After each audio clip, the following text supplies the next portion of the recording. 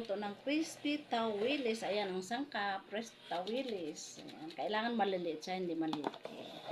Tapos, 1 cup of flour, and flour and cornstarch. 1 cup of flour, 1 cup cornstarch. Siyempre may asin, may magic syrup, and paminta. Siyempre kailangan mo ng extrang ilagay mo dito. Yan. Tapos ilagay mo dito. Igaganyan mo yan. Bago mo ipreto yan. Igaganyan mo yan.